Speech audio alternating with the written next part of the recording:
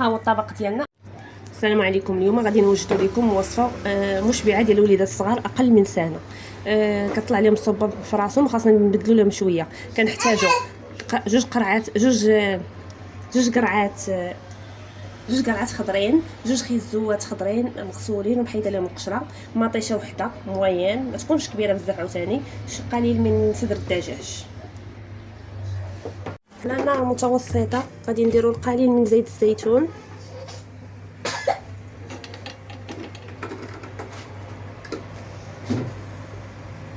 غادي نديروا الخضر ديالنا، قليل من زيت الزيتون، جهد معلقه كبيره. غادي نضيفوا مطيشه نقطعوها طريفات صغار، حتى من بعد غادي نطحنوا كلشي.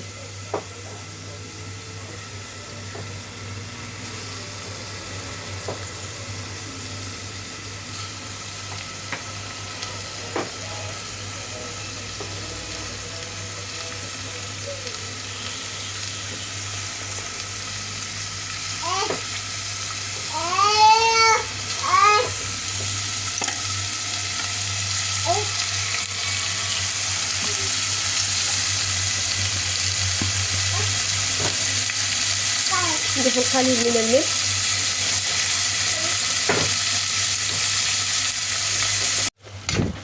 من بعد غادي نضيفوا قطع الدجاج منقي ومغسول مزيان.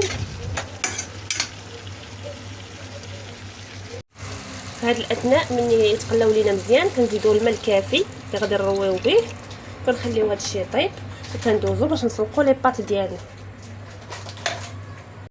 من بعد ما طاب لينا الخضره مع الصدر ديال الدجاج وتسلقات لينا لي باط حتى هي، غادي ندوزو للمرحله التاليه. غادي نطحنوا الخضره كامله،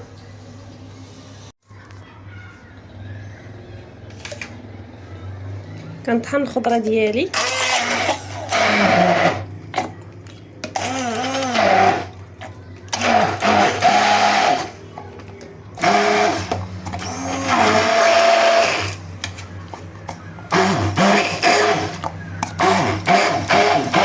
كنضيف عليها شويه ديال الفخوماج. انا كندير فخوماج الريكوتا، ها هو، اولا اي فخوماج عندكم كتزيدوا عليها. من الاحسن تجنبوا المثلثات ماشي صحي بالنسبه للوليدات الصغار.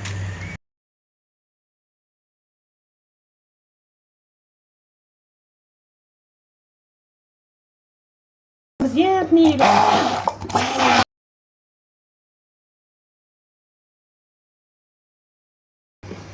من بعد ما لي باط ديالنا مسلوقه مصفيه من الماء كنزيدوا عليها هاد الصلصه. انا درتها كثيره ما غنضيفهاش كلها، غنضيفها القدر اللي غادي تخلط ليا فيه لي باط.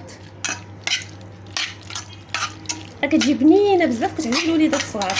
بالنسبه للوليدات اللي كتخاف عليهم توحل اليوم، انا بنتي باقا ما عندهاش سنين، كنعاود نزيد نطحن واحد شويه هاد لي باط هادو باش نعطيهم ليها يكونوا مهروسين. كنعاود غير نطحنوا بالميكسور غير واحد شويه ماشي بزاف عاوتاني.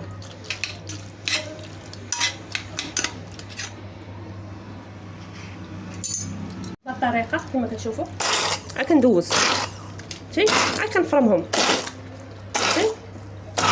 بحال هكا، كنفرمهم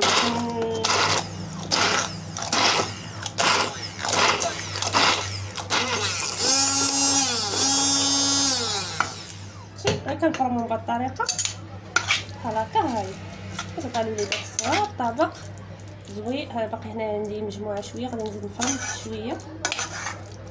هانتوما الجهه اللي باقي نعزل الجهه اللي باقي عندي فيها دوك صحاح، نعاود نفرمها حتى هي شويه. كتجي بنينه لواحد الدرجه تخيلوها. نتمنى انكم تجربوها وتعطيو الراي ديالكم عليها.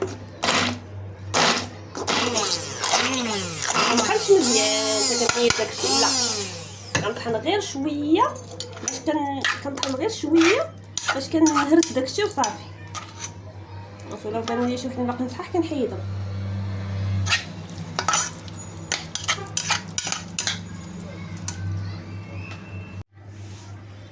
ها هو الطبق ديالنا. انا حطيت لبنتي هذيك الصوص هي هنايا، وحطيت لها لي باط مع ديك الصوص ها هما هنا، وغادي نمشي نوكلها. راها رائعه والوليدات الصغار كتعجبهم بزاف.